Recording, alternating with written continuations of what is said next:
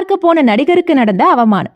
80s டைம்ல தன்னோட 1.5 கண் மற்றும் வித்தியாசமான சிரிப்பாலேயே ரசிகர்களை இம்ப்ரெஸ் பண்ணவ தான் குமரிமுத்து. தமிழ், தெலுங்கு, கன்னடம்னு பல மொழிகள்ல மொத்தம் 728 படங்களை நடிச்சு பெரிய ரெக்கார்டையே கிரியேட் பண்ணார். இந்த மாபெரும் வெற்றிக்கு காரணம் ஒரு பொண்ணோட அவமானப்படுத்தின வார்த்தை தான் ஒரு இன்டர்வியூல ஷேர் பண்ணாரு குமரிமுத்து.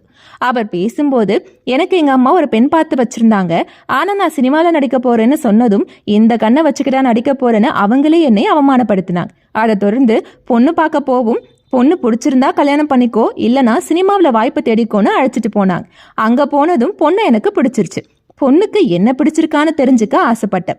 அப்ப தோழிகளும் அந்த பொண்ணுகிட்ட மாப்பிள்ளைய பிடிச்சிருக்கான்னு கேட்டதுக்கு, அவன் வடக்க பாக்குற மாதிரி தெற்க பாக்குறான், தெற்க பாக்குற மாதிரி வடக்க பாக்குறான், என்னைய பாக்குற மாதிரி யாரையோ பாக்குறான், இவனை கட்டிக்கிட்டு என்ன இழவு கொட்டணும்னு கேவலப்படுத்தினாங்க.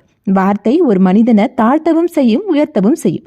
அதனால உயர்ந்து இப்ப 728 படங்கள்ல நடிச்ச குமரிமுத்துவா இந்த பேட்டியை கொடுக்கறேன்னு ரொம்ப வைராகியமா பேசினாரு குமரிமுத்து.